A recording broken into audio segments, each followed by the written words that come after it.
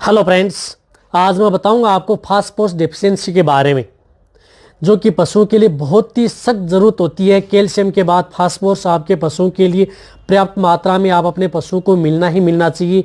इसकी कमी की वजह से आपके पशुओं में न जाने कितनी प्रकार की डिजीज़ हो सकती हैं और जो आप सोच भी नहीं सकते, इस प्रकार की स्थिति में भी आपके पशु में फास्फोरस की डेफिशिएंसी हो सकती है। यानी फास्फोरस की अधिक मात्रा भी यदि आप अपने पशुओं को देंगे तो भी आपके पशु को नुकसान हो सकता है, कम मात्रा भी आपके पशु के लिए नुकसानदायक हो सकती है।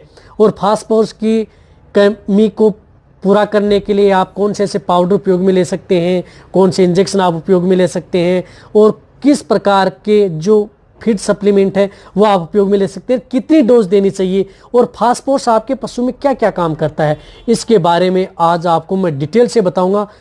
तो वीडियो लंबी जरूर होगी, लेकिन वीडियो को आप स्किप करके ना देखना, वीडियो को पूरी देखना। यदि आप वीडियो पूरी देखेंगे तो आपको फास्फोरस के बारे में डिटेल से आपको पूरे का पूरा नॉलेज हो जाएगा। जो अभी मेरे चैनल पर नए आए हैं तो पहले आप मेरे चैनल को सब्सक्राइब जरूर कर लें, जो लाल वाला बटन आपको दिख रहा है उसको दबा लें, साथ में आप बेल आइकन को भी दबाएं और उसमें जो ऑल वाला ऑप्शन आता है उसको दबाएं, ताकि बहुत से में आने वाली हर प्रकार की वीडियो की नोटिफिकेशन आपको समय समय पर मिलती रहे। बहुत से पशुपालकों ने और मेरे जितने भी वेटरनरी स्टूडेंट हैं उन्होंने मेरे से निवेदन किया था कि सर एक फास्फोरस के बारे में अलग से एक वीडियो बनाएं कि फास्फोरस की कमी से पशु में किस प्रकार की डिजीज हो सकती है। तो मैं सबसे पहले बताना चाहता हूं कि फास्फोरस की कमी की वजह से आपके पशु में क्या क्या डिजीज हो सकती है। देखो, फास्फोरस की कमी से आपका पशु खाना पीना कम कर सकता है, शुरुआत में इंडाइजेशन हो सकता है, एनोरेक्सिया में जा सकता है और आपके पशु में मेटाबॉलिक जितनी डिजीज होती हैं वो फास्फोरस की डेफिशिएंसी की वजह से आपके पशु में हो सकती हैं। आपके पशु में कीटोसिस डिजीज भी हो सकती है फास्फोरस की डेफिशिएंसी की वजह से। आपके पशु में यदि ब्याने के बाद में यदि आपका पशु मूत्र में खून डालता है या जो मूत्र के साथ खून आता है या जो पीपीएच होता है, पोस्ट पाचुरेंट हीमोग्लोबिनीरिया, वो डिजीज भी फास्फोरस की डेफिशिएंसी से होती है। और आपके पशु में जिनमें इनफर्टिलिटी यानी बांझ की शिकायत रहती है, जो पशु हीट में नहीं आते हैं या जो पशु कंसीव नहीं कर पाते हैं या जिनकी कंसेप्शन रेट कम होती है, यानी आपका पशु बार बार हीट में आ रहा है, कंसीव नहीं कर पा रहा है, यानी उसकी जो कंसेप्शन रेट है उसकी डाउन है, उसको बढ़ाने के लिए आपके पशुओं को कंसीव कराने के लिए भी फास्फोरस की सख्त ज़रूरत होती है। बहुत से ऐसे केस देखे हैं जहाँ पर यदि आपका पशु ठहरता नहीं है, आपने बहुत सी इस प्रकार की एआई करवा ली है, बहुत से इंजेक्शन लगानी है, हार्मोनल इंजेक्शन लगवा लिए हैं और विटामिन इंजेक्शन लगवा लिए, फिर भी यदि आपका पशु ठहर नहीं रहा है तो हो सकता है कि उसमें फास्फोरस डेफिशिएंसी हो।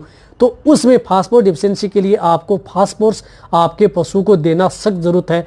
उसकी वजह से भी आपका पशु ठहर नहीं पाता है और उसकी वजह से फास्फोरस की वजह से भी आपका पशु हीट में नहीं आ पाता है। बहुत से आपने मेडिसिन दे चुके हैं लेकिन उसमें फास्फोरस नहीं है तो भी नहीं आता है। फास्फोरस की वजह से यदि आपका पशु कीटोसिस डिजीज में जा सकता है।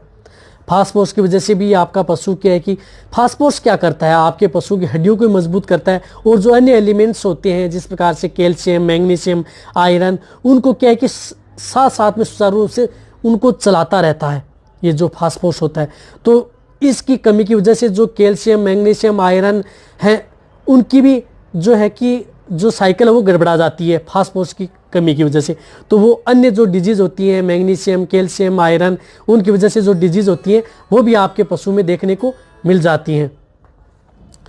अब फास्फोरस की कमी की वजह से आपके पशुओं में जिस प्रकार के बहुत से ऐसे केस देखे गए हैं कि फास्फोरस की वजह से आपके पशु अखाद्य वस्तुएं खाना स्टार्ट कर देता है, जिस प्रकार से पाइका में चला जाता है।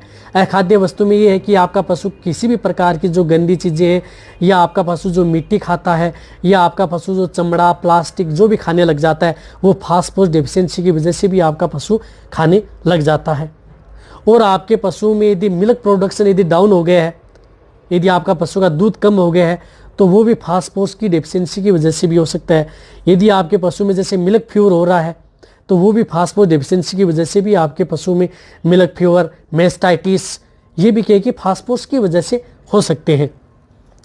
और यदि आप अपने पशुओं को जो फास्फोरस है वो आपके पशु को हड्डियों को तो मजबूत करता ही करता है, साथ ही साथ आपके पशु की जो इम्यूनिटी पावर है उसको भी बढ़ाता है। और ये फास्फोरस जिन क्षेत्रों में सबसे कम होता है, जिन क्षेत्र जो सूखा क्षेत्र होते हैं, जिनको हरा चारा नहीं मिल पाता है, उस एरिया में फास्फोरस की डेफिशिएंसी ज़्यादा होती है। और उस क्षेत्र में ही पशु में जिस प्रकार के आपका पशु में अबॉर्शन हो जाता है समय से पहले, आपके पशु में मिल्क फीवर, आपके पशु में बांझपन की शिकायत, आपका पशु समय पर हीट में नहीं आना, ये सिर्फ और सिर्फ उन क्षेत्र में फास्फोरस की डेफिशिएंसी होता है। तो उन एरिया में जो जहाँ पर सूखा है, ड्राई एरिया है, वहाँ पर उन पशुओं के लिए आप जो पाउडर आते हैं फास्फोरस के, जिस प्रकार से मैं बताता हूँ कि जिस प्रकार से सोडाफोस पाउडर आता है, इसके अंदर सोडियम एसिड फास्फेट होता है, फास्फेट मिला होता है, तो उस एरिया में आपको ये फास्फोरस के जितने भी पाउडर हैं वो आप उपयोग में ले सकते हैं। उनको देना कितना है? उनको देना यह है कि यदि आप जिन एरिया में जो मैंने डिजीज बताई है वो डिजीज है, तो आपको 50 ग्राम पर डे के हिसाब से लगातार आपको 15 से 20 दिन देना है। और यदि वो डिजीज नहीं है, यदि आप कंटिन्यूटी, यदि आप अपने पशुओं को फास्फोरस की मात्रा रखना चाहते हैं, तो आप 10 से 15 ग्राम फास्फोरस जो पाउडर आते हैं वो आप अपने पशु को कंटिन्यूटी आप अपने पशु को दे सकते हैं। जो पशु दुधारू हैं, जो दुधारू पशु उनको आप कंटिन्यूटी दे जब तक वो दूध देते हैं, और जब तक वो ड्राई पीरियड में आ जाते हैं तो उनका जो फास्फोरस पाउडर है वो बंद कर देना चाहिए। इस प्रकार ये पाउडर आते हैं, ये भी आप उपयोग में ले सकते हैं। बहुत ही अच्छा रिजल्ट मिलेगा यदि आप अपने पशुओं को, ये जरूरी नहीं है कि जहाँ पर हरा चारा है वहाँ पर भी उनको पर्याप्त मात्रा में फास्फोरस मिलता है, वो भी यदि उनके जो ज़्यादा दूध देने वाली जो गाय भैंस होती हैं उन्हें आप कंटिन्यूटी यदि आप उनके फीड में देना चाहते हैं तो 10 से 15 ग्राम आप कंटिन्यूटी आप उस पशु को सोडियम एसिड फास्फेट जो फास्फोरस है वो दे सकते हैं। या फास्फोरस आप उन पशुओं के लिए जिनमें सबसे ज़्यादा होता है दालों में होता है, अलसी के बीज में फास्फोरस होता है, उसमें भी पर्याप्त मात्रा में होता है। यानी आप इस प्रकार के जो फीड हैं उनमें भी जो है फास्फोरस होता है, वो भी आप अपने पशु को देंगे। जो पर्याप्त मात्रा में जो दाना मिश्रण दे रहे हैं उनमें पर्याप्त मात्रा में फास्फोरस होता है, तो वो आप अपने पशु को दें, उनकी पूर्ति करता है।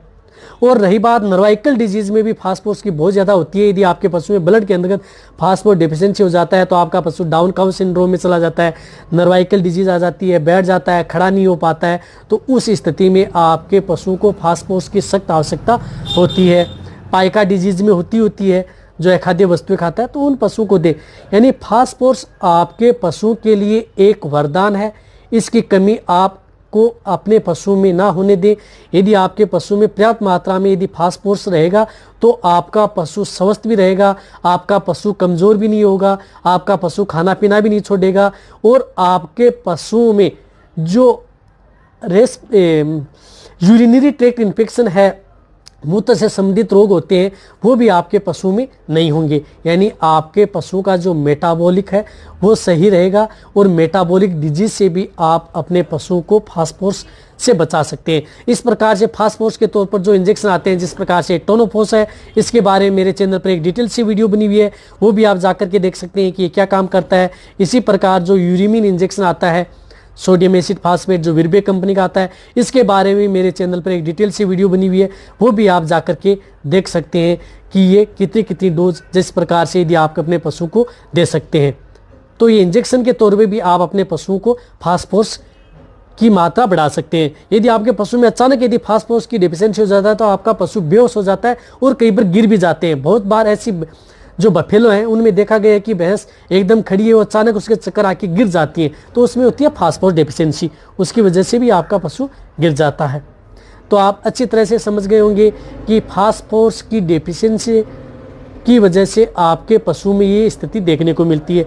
और रही बात, एक और बताना चाहता हूँ कि अति यदि आपके पशु में फास्फोरस की मात्रा यदि ज़्यादा हो जाएगी तो भी आपके पशु में इस प्रकार के जो भूख कम लगना, आपका पशु बेहोशी की हालत में रहना, ये भी हो सकता है। इसलिए आप अपने पशु को जो फास्फोरस है वो मेंटेन तरीके से आप ज़्यादा मात्रा में न दें, इक्वल मात्रा में दें। जिस प्रकार से मैंने पाउडर की डोज बता दी, इंजेक्शन की डोज बताई दी किस विधि से, और ये आप अपने पशु को प्रेग्नेंट है उन पशु को भी दें और नॉन प्रेग्नेंट है उन पशु को भी दें। बहुत ही अच्छा रिजल्ट आपके पशु में देखने को मिलेगा फास्फोरस के बारे में। अब आप अच्छी तरह से समझ गए होंगे। यदि आपको फास्फोरस की तरह इसी प्रकार मैग्नीशियम, आयरन के बारे में भी यदि आपको वीडियो चाहिए तो वो भी आप नीचे जाके आप कमेंट में ले सकते हैं। इनकी कमी से भी आपके पशु में क्या क्या दिक्कत हो सकती है तो आप लो। और जो ये फास्फोरस है, जब यदि आपके पशु में यदि आप जो एआई करवाते हैं, यदि आपका पशु ठहर नहीं रहा है तो आप जो फास्फोरस के इंजेक्शन है वो भी आप इंट्रावेनस इंजेक्शन जरूर उस पशु को लगवाएं। 15 से 20 ml आपका पशु जो कंसीव भी करेगा और आपका पशु रिपीट भी नहीं होगा। यदि आपको मेरी वीडियो फास्फोरस पर अच्छी लगी है तो नीचे जाके आप कमेंट में लिखें। मेरी वीडियो को आप अपने दोस्तों के साथ, पशुपालकों के साथ और मेरे जितने वेटरनरी स्टूडेंट हैं उनके साथ आप इसी वीडियो को जितना हो सके शेयर करें। मेरी वीडियो को आप लाइक करें, आपके लाइक से मेरे को मोटिवेशन मिलता है और मैं आपके लिए अच्छी से अच्छी और नॉलेजेबल वीडियो आपके लिए हर समय ऐसे लाता रहूँगा। इसी तरह से आप मेरी वीडियो देखते रहें, इसी तरह से आप मेरे को प्यार देते रहें। थैंक्स, धन्यवाद।